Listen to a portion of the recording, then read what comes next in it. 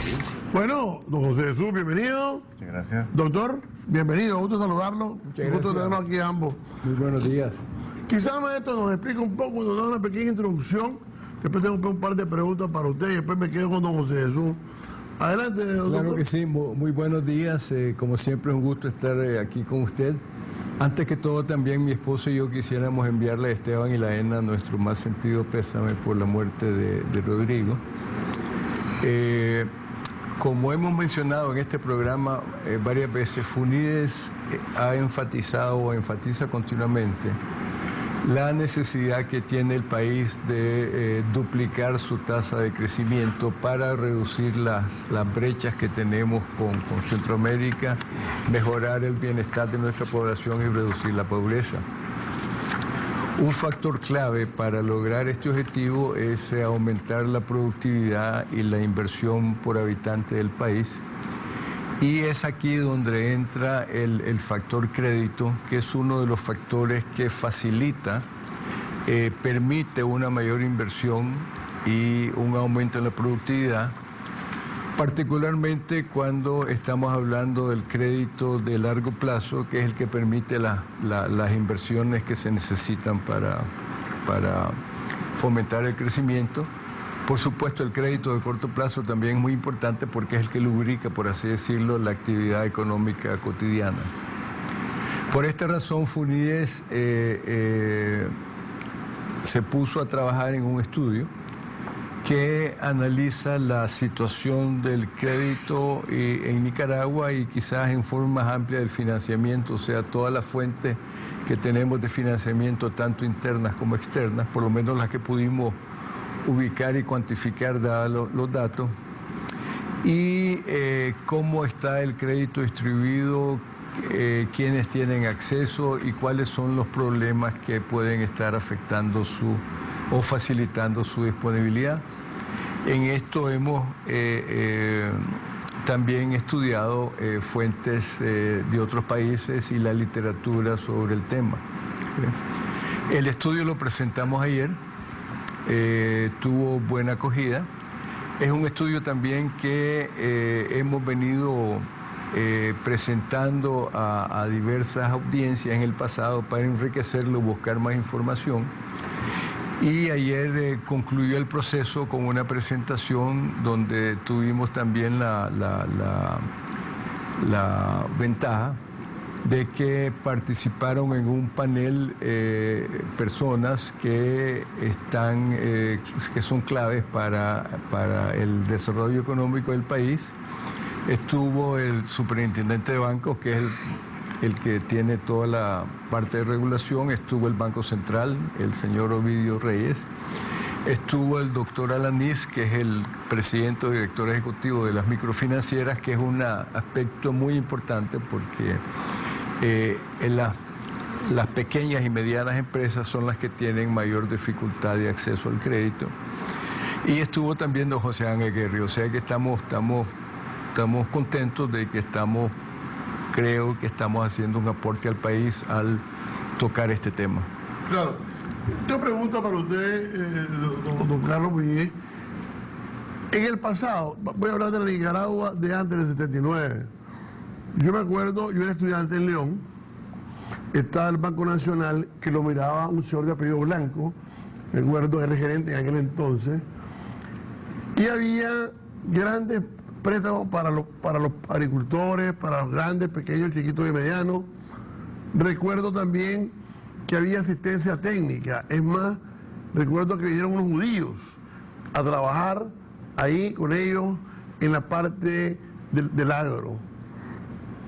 ¿Qué se hacía antes que no se puede hacer hoy para lograr esa promoción de producir más, tener más acceso al crédito y que no sea tan caro? Bueno, en la época, digamos, de los 60, aún en los 70, y quizás un poquito antes todavía, el Estado tenía dos instituciones de desarrollo, el Instituto de Fomento Nacional, Infonac creo que se llamaba, y el Banco Nacional de Nicaragua. Bien. Estas instituciones en su momento desempeñaron un factor muy importante en el desarrollo económico del país, porque impulsaron programas, por ejemplo, de desarrollo ganadero. Usted, por ejemplo, mencionó a esta firma israelita, que era la firma, perdón, se llamaba Tajal Consulting. Exactamente. Eran excelentes en temas de ganadería, en temas de riego. Y, por ejemplo, fomentaban programas de renovación cafetalera, que fueron, tanto la renovación ganadera como la renovación cafetalera fueron muy exitosos. También impulsaron mucho, en ese entonces se gestó el mercado común centroamericano, e impulsaron muchas industrias. El Banco Nacional en particular tenía un programa que creo que se llamaba Crédito Rural, donde ayudaban mucho a los pequeños agricultores. Era una combinación muy buena de crédito, facilidad de crédito y asistencia técnica. Los estándares de crédito eran muy rigurosos. Eventualmente y desafortunadamente estas instituciones se debilitaron un poco y ya no continuaron haciendo su papel. Y quizás en parte fue que una de las razones porque las que se desmantelaron un poco, pero en una época eran instituciones de primera y eran lideradas por funcionarios de gran categoría y de mucha probidad. Hay un señor que escribe en el periódico, se llama licenciado Carlos René Ramírez. Carlos René Ramírez fue uno de los directores de ese programa de crédito rural, y él precisamente en sus columnas de la prensa destaca cómo se daba facilidades. Uno de los temas que toca previamente el estudio es la necesidad que tenemos en Nicaragua de tener una institución de capital de riesgo, o sea, porque los bancos comerciales no se pueden tomar a veces los riesgos que se necesitan para desarrollar nuevas actividades. Entonces, uno de los temas que se toca en el estudio es la importancia de buscar una institución que facilite esto, o fortalecer el Banco Produzcamos, por ejemplo, dentro de parámetros obviamente de buen manejo, etcétera, ¿no? Escuchando ayer al licenciado José Jesús Rojas, me llamaba la atención que junto con eso quería pegarlo con una noticia que escuché, que es que el gobierno central le presta a 21 personas a 3 años plazo, con 3% de interés anual, o 6 meses de gracia, para que resurjan de la ceniza, lo cual me alegra y me parece muy bien.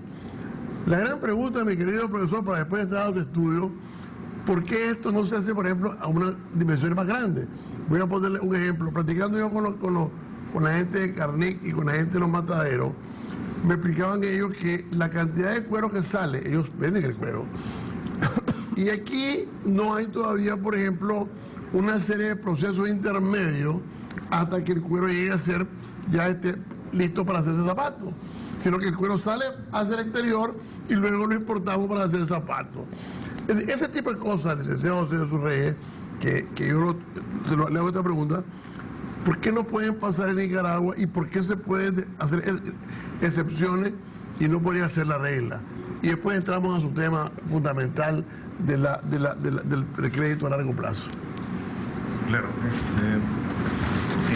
un punto importante, aquí se están tocando dos temas interesantes. Sí. O sea, un tema tiene que ver con la vinculación entre las empresas, microempresas, pequeñas empresas, con la gran empresa.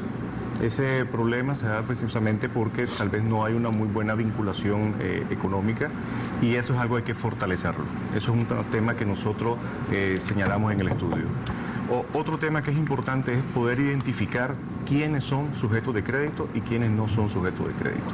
En ese sentido es importante transmitir más información, poder dar más información al público, poder dar más información a las entidades que prestan dinero para que justamente ellas puedan identificar esto. Ahora, otro tema que estás tocando es la posibilidad de que el gobierno entre con políticas específicas para apoyar a sectores específicos también. Entonces eso es también otro tema que se puede analizar. Quisiera ayer, don Carlos. No, solo un factor también que hay que tomar en cuenta es que este tipo de crédito que estamos hablando a tasas de interés baja tiene un costo. Entonces, como política de Estado hay que precisamente estudiar en el presupuesto cuáles son las prioridades y cómo se balancean, ¿no? Porque si das este tipo de apoyo, que es un apoyo muy bueno, tenés que quitárselo a otras actividades o subir impuestos, pero precisamente estos son los temas que se tienen que discutir en una democracia. Pero es que, antes de ir al corte, el tema fundamental aquí es que tenemos que producir más y eficientemente. Uno, la eficiencia nos lleva a que ahorremos en los costos de operación, ¿verdad? Y seamos más efectivos. Pero tenemos que definir esto pronto porque la discusión no puede continuar, maestro. Ya vemos una Honduras que ya tiene ahora pequeñas ciudades autónomas que son zonas francas, unos clústeres completos. Vemos a Costa Rica que ya nos dejó muy largo. El Salvador ni ese día. Y nosotros seguimos discutiendo a qué nos dedicamos, si a este sector o a este otro sector. Y yo creo que no podemos ir en esa discusión. Quiero escuchar ese tema con ustedes dos, después de estos mensajes comerciales.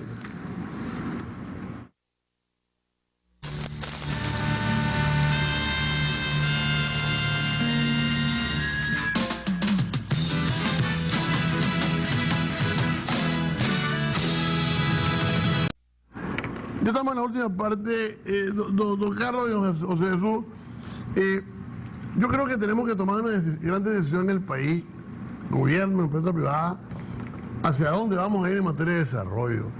Yo creo que no podemos estar discutiendo que si por aquí, que por ahí. Creo que hay que sentarse ya a ver hacia dónde vamos, porque yo veo que FUNIDES ha hecho un montón de estudios sobre este tema y la respuesta es la misma. ¿Qué decisión vamos a tomar en los recursos? ¿Hacia dónde van a ir estos recursos? Usted decía, si queremos hacer una banca que sirva para financiar a largo plazo, tenemos que quitar recursos de un lado para otro. Bueno, FUNIDES y otras instituciones, pues, porque esto es de sentido común y en base a la experiencia de otros países.